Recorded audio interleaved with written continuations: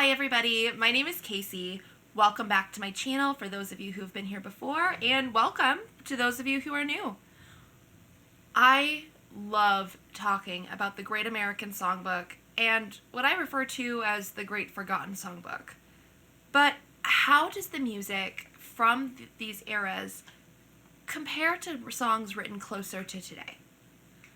Ultimately, the Great American Songbook solidified a core identity for the base of American music, with universal themes that are still used and relevant today.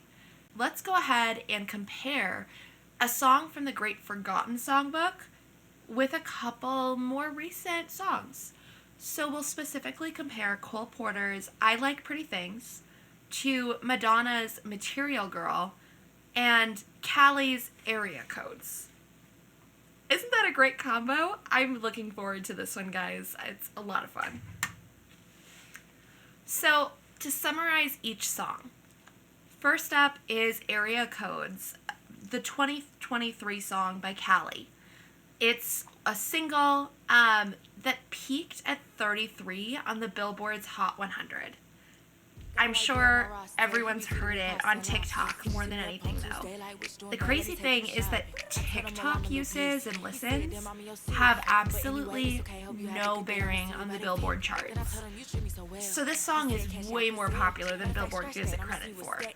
The song is about a woman who is given these lavish gifts, lifestyle, and money by her many partners in different area codes. Material Girl was a 1984 song by Madonna on her second studio album, Like a Virgin. The song was written in 1984 and released on the album in 1985. The Like a Virgin album is credited with solidifying Madonna's status as a pop icon of her generation. Material Girl topped out at number 2 on the Billboard Hot 100. The song is also about a woman who will only involve herself with men who can pay for her lavish lifestyle. Third up, we have I Like Pretty Things. This track, written by Cole Porter in 1943, was originally written for the film Mississippi Belle. The only problem is this film was never completed or released. It was entirely scrapped. The sheet music for the song wasn't published for the first time until 1975, decades after its initial creation, and 11 years after Cole Porter's death. Personally, though, I heard it first for the first time on a 1979 recording from a Painted Smiles album release, Cole Porter Revisited Volume 3. I do have a copy of the initial publishing of the sheet music, though, as well. Since it was released so long after it was written, this one was never a hit. And of course, when it was actually first written, the Billboard Hot 100 wasn't really a thing in the same way, if that makes sense. And so this is a completely forgotten gem from the Great American Songbook era. Like the other two songs we're reviewing, I Like Pretty Things is about a woman who expects her potential partners to foot the bill for her lavish lifestyle. So these three songs from completely different eras, why are we comparing a song from the 40s to Material Girl and Area Codes of all songs? Well, one thing I found really interesting is that I Like Pretty Things was written 41 years before Material Girl. But here's the crazy thing. You ready? Material Girl was written 39 years before Area Codes. So these songs are spaced relatively evenly through time. Seeing the similarities and differences between these similarly themed songs spaced evenly apart in history can reveal core cultural concepts and cultural shifts in America and can showcase the changing music landscape through time. In order to best compare these songs, we first need to establish what musical choices were made in each piece, as well as the significance of the lyrics to each song. We'll go in chronological order for this portion of the analysis, starting with I Like Pretty Things in 1943. The song was written in the key of C major. This key contributes to the innocence within the song and supports a sense of hopefulness. Since the movie this song was written for was never released, there unfortunately isn't a standard musical arrangement to analyze, or an initial arrangement to take a look at. But the core notes and rhythms of the song would remain standard.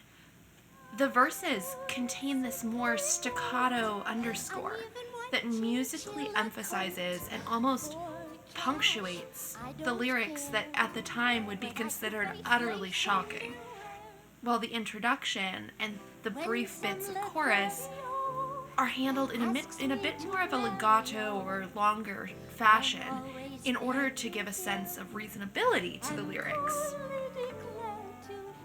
With so much emphasis on how the rhythms influence the lyrics, what exactly was so shocking that Porter felt the need to emphasize?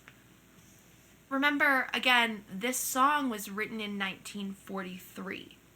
In the 1940s, there was significant censorship within the film industry following the implementation of the Hays Code. So boldly discussing any sensitive type topic was considered utterly shocking and taboo. Yet, this song contains lyrics like, I could face lace underwear. At this time in history, a man and a woman could not even sit on a bed at the same time in movies. Saying something so blatant as lace underwear paints such a vivid picture and would have been considered absolutely shocking and taboo for the time. But yet, it also gives a notion of what luxuries might be expected and what those specific luxuries would be.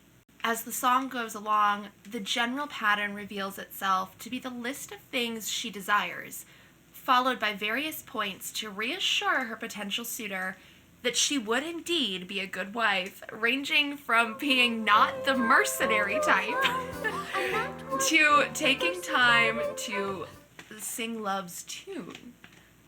And then following it up with a simple, matter-of-fact explanation that, well, she likes pretty things. How can she help it, right? She likes pretty things. That's all she wants.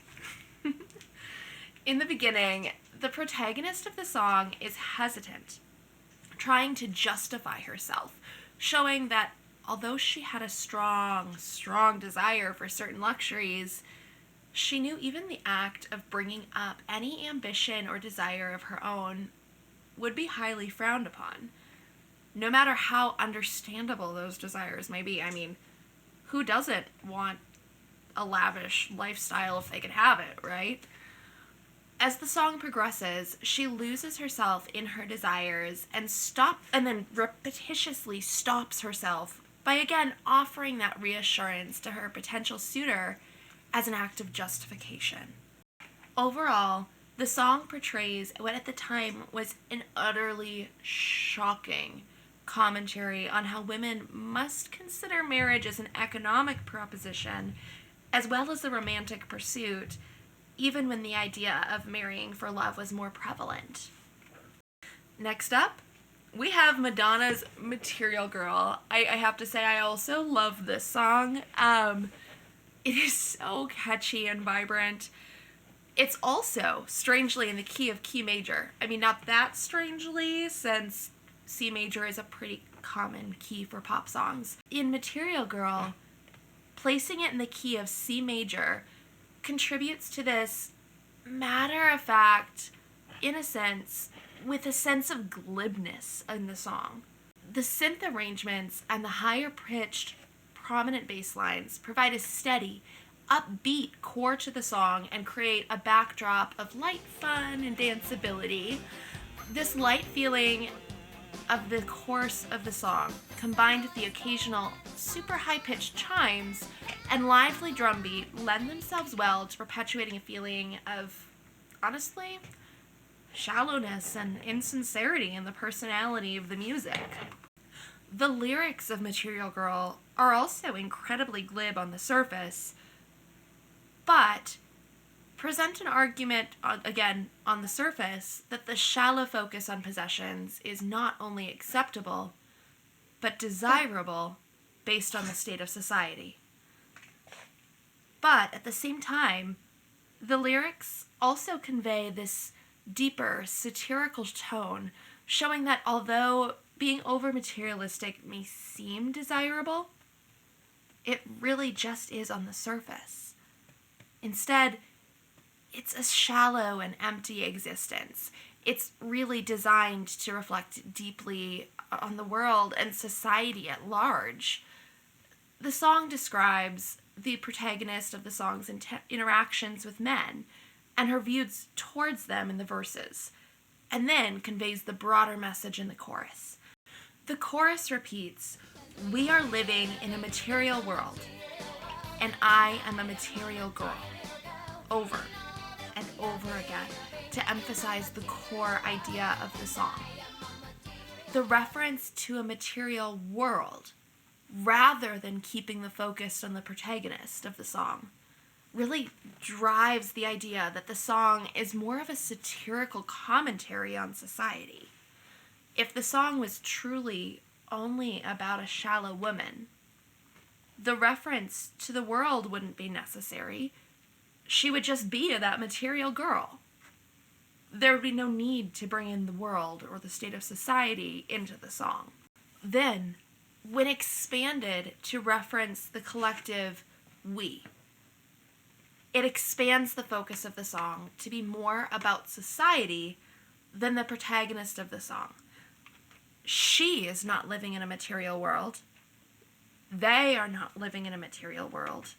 We, all of us, are living in that material world. Again, this phrasing perpetuates the message that although the protagonist seems to have some degree of enjoyment and control on the surface, she's really powerless to the influence of society and is merely a reflection of what society has made her. She still sees her interactions with men as the only way to meet the societal expectations of being a material girl in the material world. Moving on to Area Codes, a more recent tune in 2023 by Kaliii. This song is so incredibly stripped down. It's innovative in its simplicity. It relies on the backtrack solely made with drums and bass.